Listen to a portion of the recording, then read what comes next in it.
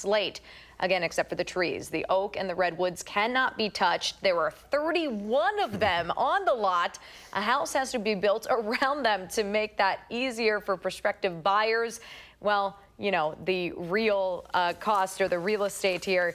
The real estate agent. Thank you. The real estate agent with the listing hired an architect to be able to help people visualize how the house would fit. By the way, the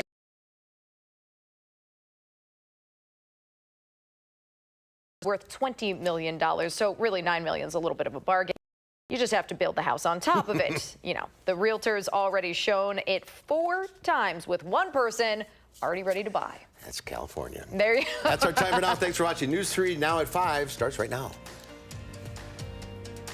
Right now at 5, an investigation is underway in Lake Delton after someone attempted to abduct a 2-year-old.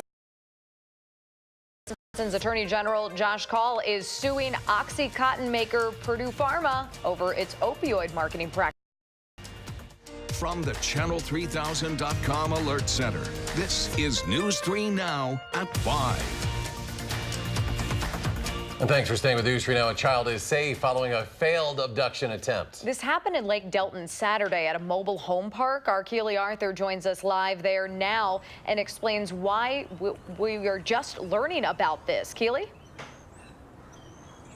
Well, there is still a police presence here at the Deer Run Estates just 5 days after this alleged incident. Now, police say that somebody broke into a mobile home, tried taking a 2-year-old boy, but ran away before that happened. Authorities still searching for the person behind this. Now, following an interview with police, the parents pointed to a suspect. This incident happened Saturday at 3 a.m., but police didn't make any announcements, believing the suspect may try to leave the state. However, that person was later ruled out. Authorities alerted the public about the incident today. Longtime resident Bernie Lesser said it's a little frustrating he didn't know sooner. Yeah, it is. And it happened on a Saturday, you say. And that doesn't surprise me because we have so many people up here from Chicago and Minneapolis and whatever, weekends especially. Lake Delton police say the abduction was thankfully sabotaged after parents heard the noise in the child's bedroom and ran to check on the little boy. Now, again, there currently isn't a suspect. If you have any information, please contact the Lake Delton PD or area Crime Stoppers. We have their numbers up on our website, channel3000.com. A terrifying situation for any parent there. Keely Arthur reporting live from Lake Delton. Thank you, Keely. A procession some 120 miles long on Interstate 41 today from Milwaukee up to the Fox Valley, honoring Appleton firefighter Mitchell Lungard, who was killed in a shooting last night while responding to a medical emergency at a transit center in downtown Appleton. Now, a few details are yet known about exactly what happened. It is believed that the 47-year-old man who was the subject of that medical call exchanged gunfire with officers. And I think if you witnessed the procession today, you could see the support. I've been contacted by every one of our neighbors, the offers of support and help, and basically the conversation is whatever you need. A female bystander was also shot. She is said to be in stable condition. An officer also suffered minor injuries. Police say the man who was the subject of that original medical call was also killed in that incident. The Columbia County Sheriff's Office has now identified the 38-year-old man who was killed in a fatal box truck crash during the evening rush hour on Tuesday. David Bickle of Mukwonago was a passenger in the pickup truck involved in that accident in the town of Columbus. Bickle was pronounced dead at the scene. Officials believe speed and inattentive driving on the part of the driver of the box truck led to this crash. 5 cars were involved in all. 7 people were injured. State Patrol is helping Columbia County deputies with the investigation. Beloit police are investigating a deadly crash involving 2 motorcycles. It happened late last night near the intersection of Gateway Boulevard and Town Hall Road. Police say 2 men were on motorcycles when that crash happened. 32-year-old Harvey Keller Jr. from Rockford died at the scene. A 30-year-old Rockford man was taken to the hospital where his foot was amputated. Beloit police say they believe a 3rd person possibly witnessed that crash. A staff member teacher for the Madison Metropolitan School District is now officially charged with child abuse after making his initial appearance in court. Court documents show that 60-year-old Christopher Rumbelow is accused of slamming a door on a student's face. Rumbelow is listed as a physical education teacher at Franklin Elementary School here in Madison. He received a $500 signature bond. He's expected to be back in court next month. All right, got some rain this morning and maybe more coming. Here's Chief Meteorologist Gary Canalti on the weather patio with a look at our first alert forecast. Gary? Eric, it turned pretty steamy out here now that the sun is out. Temperatures have climbed into the 70s. The humidity levels are high, and we could be looking at the potential for more showers and thunderstorms. For some reason, our graphic is on we're on the, I don't know if they can switch to max 2 right now because we're on the wrong computer system there, but we are looking at the possibility for some strong to severe thunderstorms at times over the weekend, and also the potential is there for some heavier amounts of rain. So you know what, you can just stay right here. I'll just there we go. We have alert days in the forecast for tonight, tomorrow, Saturday, and Sunday because of the potential for some strong to severe showers and thunderstorms. So again, we're going to keep an eye on that. The storms that came through this morning have pushed down into Illinois. Notice the skies have cleared out, and that has allowed things to kind of start to become unstable again. But we haven't seen the thunderstorm development here. We've seen some development east of Milwaukee out over Lake Michigan, and it may be the next batch of storms develops farther to the south. So while there is a slight risk of severe thunderstorms for this evening, the higher threat may be just south of the Wisconsin-Illinois state line. But there's a marginal risk for severe thunderstorms for tomorrow and also for Saturday as well. So we're not out of the woods from the severe weather threat, but the heavier rain might be the main threat that we could be dealing with. Low temperatures this morning started out pretty mild in the 50s. Highs so far have been in the mid-70s, but our western viewers have made it into the low 80s thanks to having the benefit of more sunshine, and temperatures are still pretty warm, mid-70s to around 80 degrees. By tomorrow morning, temperatures will drop into the lower 50s, so there's a chance of a shower or thunderstorm this evening, a better chance later tonight, and then off and on chances beginning tomorrow and lasting through the weekend. Tomorrow's high temperature much cooler at 58, but temperatures holding steady in the 50s through the day. That's your News 3 Now First Alert forecast. All right, Gary, thanks so much. We now know the names of the people found dead inside a Walworth County home earlier this week. Delavan police say 29-year-old Jenna Brovold was killed and 29-year-old Casey DePriest died by suicide. Their bodies were found inside a home in Darien where they used to live together before ending their relationship. Officers also found a 26-year-old man outside the home with a gunshot wound to his shoulder. He told authorities he's related to the homicide victim. Police say it will take time to figure out why this incident happened. The man suspected of spraying an officer with pepper spray made his first court appearance today. 30-year-old Joshua Martin appeared in court by video conference. He is charged with one count of operating a motor vehicle without the owner's consent. A $500 cash bond was set. He is suspected of attacking a deputy with pepper spray during a traffic stop early Monday. That happened in Columbia County. Dash cam video shows the deputy stopping a truck for speeding, and then the deputy stumbles away from that vehicle after being sprayed. The driver then takes off before he was arrested yesterday. Martin is scheduled to be back in court in June. Wisconsin is now one of 5 states suing a manufacturer of a powerful opioid. State leaders are taking that legal action to help curb the opioid epidemic that affects thousands of people all across the state. Our Rose Schmidt joins us live from the state capitol now to explain this lawsuit. Rose? Yes, Attorney General Josh Kaul announced that statewide lawsuit, which alleges that OxyContin maker Purdue Pharma used deceptive marketing practices, and that helped lead to the opioid epidemic. Kaul made that announcement this morning at the Capitol here, surrounded by Governor Tony Evers, Dane County Sheriff Dave Mahoney, and other local leaders that have helped those struggling with this addiction. The lawsuit alleges Purdue Pharma downplayed the risks of addiction that come with using OxyContin and seeks damages. This new lawsuit means 45 states have now taken legal action in recent years against the company. The opioid epidemic was not inevitable. This epidemic has torn families apart. It has led to the overdose deaths of thousands of Wisconsinites. It has strained our foster care services. It has strained our healthcare system.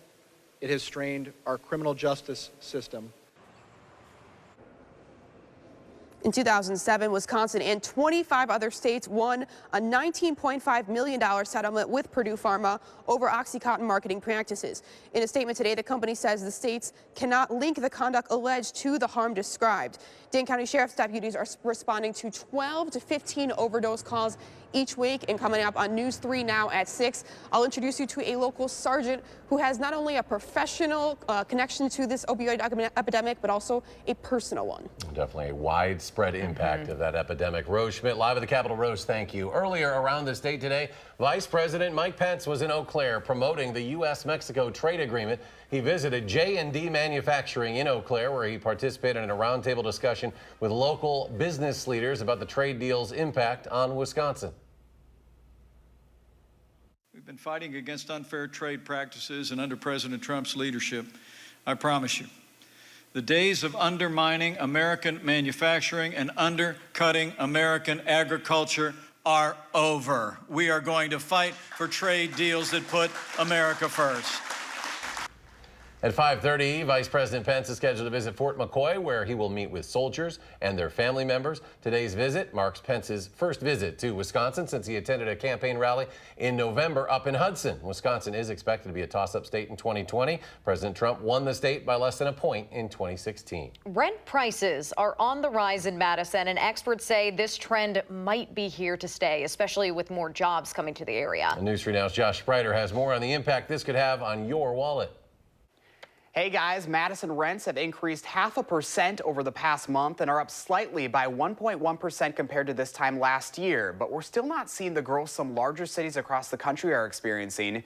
Currently, ApartmentList.com shows median rents in Madison at $840 for a one-bedroom apartment.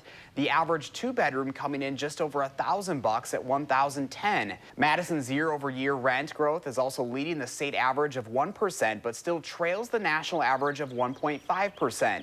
I had a chance to video chat with a housing economist who tracks those rent prices nationwide. What does this rent increase mean for those looking to rent right now? Folks who are looking to rent, given that rents are on the rise, I think, now is maybe a good time to do it if you are looking. Rents move in sort of a seasonal trend, and the summer season is the peak season for renting. So that's when you're going to see the fastest rent growth throughout the year. It's happening in summer months.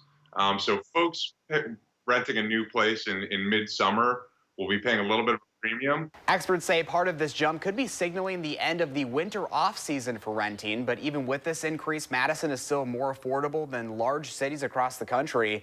Cities such as Phoenix, Atlanta, and Denver all saw rent increase between 2 and 4%. And in San Francisco, get this, you'll find the average two-bedroom renting for around $3,100. That's more than 3 times the price in Madison. If you'd like to dive a little deeper into the numbers yourself, you can go to the story at channel3000.com. For News 3 Now, I'm Josh Spreiter. And if you have any money-related story idea, you can email us at tips@channel3000.com. More local news now. At-risk kids living in Madison will soon have a new group of people on their side. Tutors. After a spike in burglaries and car thefts at the end of last year, officers on Madison's west side were really at a loss of what to do. That's when they put out a call for action, asking for donations to their community reading fund. And 6 months later, officers are now ready to launch that program. The new community reading fund will provide free tutors for at-risk kids. Those children were identified by Madison officers last month based on a combination of arrest records and academic test scores. The idea is that the better these kids perform in school, the less likely they'll be to skip out on class and stir up trouble. Everyone knows the value of reading and making sure that our youth are at grade level. So a combination of the dollars that were donated and the spirit of the community to volunteer has just been amazing. Police officers here in Madison aren't the ones doing the tutoring. Retired teachers, teachers looking for summer employment, and reading specialists will all help. If you are a qualified reading specialist interested in helping out, you can reach out to the Madison Police Department's West District. We, of course, have their contact information up on channel3000.com. And there's more to come on News 3 Now at 5 up next. The president releasing his new plan for legal immigration. We'll tell you what it includes. And both Democratic and Republican lawmakers want details from the White House when it comes to threats from Iran. We'll share the latest from Capitol Hill. And on Wall Street, the markets continue their recovery from the week's early losses. The Dow up 215 points today. The Nasdaq gained 76. S&P 500 adds 25. We'll be right back.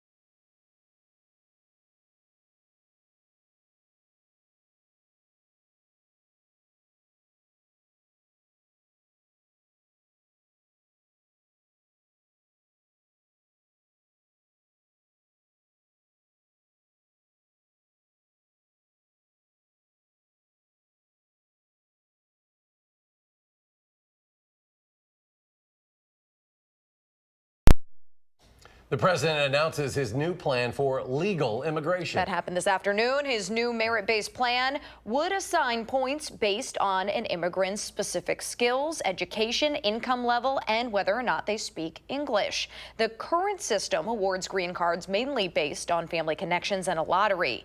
The president's plan also calls for more technology to scan entry points, more border wall construction, and an overhaul of the asylum system. What's not mentioned in his proposal is a plan for the so-called dreamers in this country, immigrants who were brought to the U.S. as children.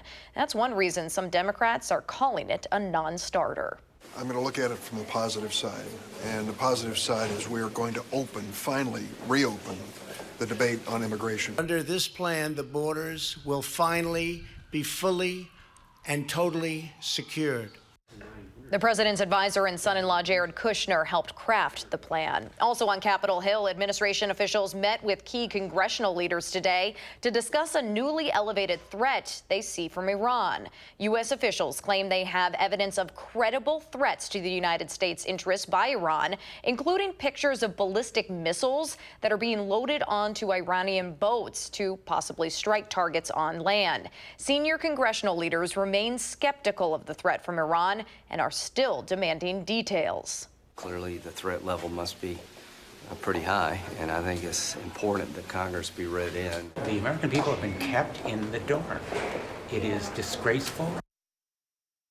On Twitter, the president has insisted there's no infighting at the White House over his Middle East policy and thinks Iran will talk soon. Sources tell CBS News President Trump told the acting defense secretary that he does not want war with Iran. All right, on the heels of storms we all heard and felt this morning, more rain could be coming. Here's meteorologist Gary Canalti. Gary? Well, Eric, the active weather pattern is just starting. It's going to be with us pretty much for about the next week to 10 days. We have an alert. We added an alert day in the forecast, not only for tonight, but for tomorrow, Saturday, and Sunday as well. There will be periods of showers and thunderstorms. Some of those could bring hail and gusty winds with the stronger storms, but maybe the bigger threat might be the potential for heavy rain as it continues to add up over the next few days. We could be looking at anywhere from about 1.5 to 3 inches of rain generally across southern Wisconsin, with some heavier amounts in areas that get heavier thunderstorms. Now, this morning's thunderstorms stabilized the atmosphere for a little bit. We saw a few storms pop up early this afternoon, but right now things have been pretty quiet. In fact, it now looks like the greater threat for thunderstorm development this evening may stay south of the Wisconsin-Illinois state line. Notice there have been a couple of storms that developed near Milwaukee, moved out over Lake Michigan, but to the south, very little going on. A couple of sprinkles trying to develop, but again, these are heading toward the south and east into northern Illinois. Eventually, we may see some thunderstorm development here, but once a cold front comes through, the threat for severe weather will die down pretty quickly this evening, and that front is almost to Madison now. So the Storm Prediction Center still has a slight risk of severe thunderstorms from Madison and Milwaukee southward. This is where, if storms do develop, they could become severe pretty quickly, but then they would move down into northern Illinois after that. The farther north you go, the lesser the severe weather threat. However, it's not zero, and there's also a marginal risk of severe thunderstorms for tomorrow across much of southwestern Wisconsin, the higher threat farther out to the west, and on Saturday, a marginal risk for much of the southwestern third of Wisconsin. So we're not out of the woods from the severe weather threat, but again, I think the heavy rain may be the bigger problem, because you add all that up, and the computer models right now are pointing to a good 1.5 to 3 inches, locally even higher amounts in some spots if you get caught underneath a couple of bands of heavier thunderstorms. So that could lead to problems with flooding, and that needs to be very closely watched over the weekend. Live view for the Queen Bee Radio Skycam in Platteville. Hazy sunshine there for time being. The WISC Skycam, we've got a little sunshine mixed in with the clouds, but it is pretty humid out there. And the Edgewater Skycam in downtown Madison, looking back toward the west, shows hazy sunshine. As we check the almanac for today, our low temperature this morning was 60. The high temperature so far, 75 degrees, and right now we're at 75. The air is calm, but notice the dew point temperature up in the lower 60s. We really haven't been that high in the dew point for much of the spring so far, but temperatures have been that warm. Look at what's going on to our south and west. Des Moines, Iowa, Iowa City, 91 degrees. Moline, Illinois, they tied a record at 91, whereas temperatures are in the 70s to low 80s here, depending on the amount of sunshine. But notice the wind shift. Southerly winds in southern Wisconsin, winds shifting more to the northwest, just to the north and west of Madison. So once that front comes through, the severe weather threat should gradually move to the south into northern Illinois and away from southern Wisconsin, at least for tonight. So for tonight, maybe an evening shower or thunderstorm, a better chance for showers and thunderstorms toward morning with a low of 52. Tomorrow looks like a wet day. We'll see off and on showers and thunderstorms and much cooler. Our high at 58, but temperatures holding nearly steady in the 50s for much of the day. So on future track, you can see how everything moves to the south tonight, and then we see the chances for showers and thunderstorms tomorrow morning, tomorrow afternoon, tomorrow night, and then off and on into Saturday. Now on Saturday, notice the wind shift to the south. Temperatures will get in the 70s from Madison southward, but north of Dane County, they might stay in the 50s and 60s. And the rainfall amounts all the way through Sunday. Again, we could be looking at over 2 inches in many locations. The 7 to 10 day forecast, look for temperatures to be a little cool for the start of next week. Some shower and thunderstorm chances midweek, and then temperatures back up into the upper 70s and low 80s toward the end of next week. As we take a look at first alert traffic, right now the Beltline pretty slow going on. That's the DOT camera at Park Street in the Beltline. Both directions seeing slowdowns. Eastbound delays start around Monona Drive and go back to west of Verona Road. Westbound delays start around Fish Hatchery Road and go back to Monona Drive. Also some delays northwestbound on US 12 north of Middleton. Over a half hour on the Beltline from University Avenue to the interstate, 22 minutes going back in the westbound direction, 28 minutes down to Janesville on I-3990, but only 18 minutes to Sauk City on US 12 and 19 minutes to Sun Prairie on US 151. That's your News 3 Now First Alert Traffic. Gary, thank you. Ahead on News 3 Now at 5, a growing trend gives runners the choice to choose where the starting line begins. We'll tell you about these virtual races after a short break.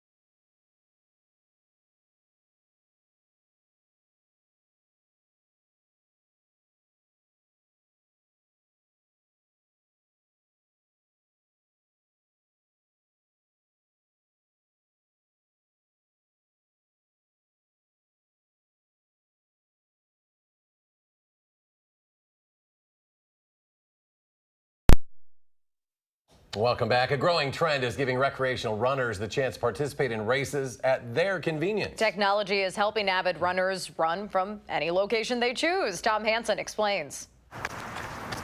It may not look like it, but Evie and David Jacob are competing in a 5K race with runners from around the world. They're going the distance after registering for a virtual race. Athletes can set their own course and run from any place, anytime, using an app to log their results. How many races have you run so far? This is going to be my third virtual race, yep.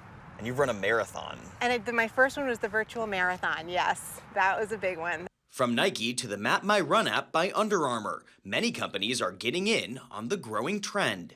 This is great. It's just fun. You see how other runners do. You see how you compare it to them. I like it.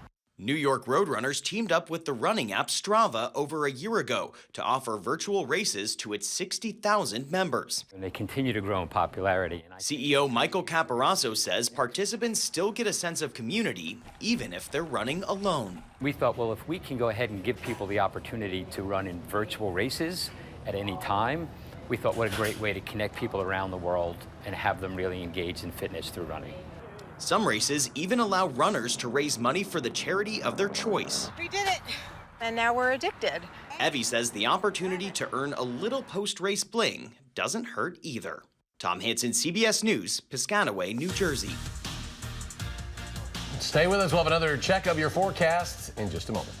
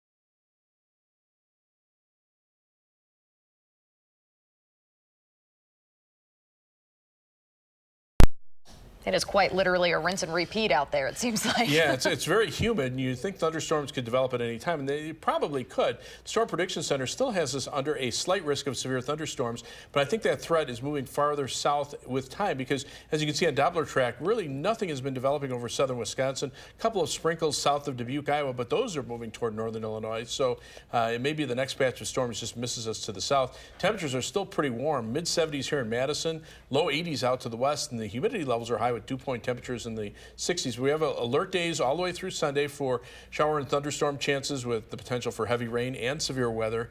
Temperatures next week warming up toward the end of the week as well. All right, Gary, thank you. We'll be back with 30 minutes in 30 minutes for News 3 now at 6. Stay tuned now for the CBS Evening News.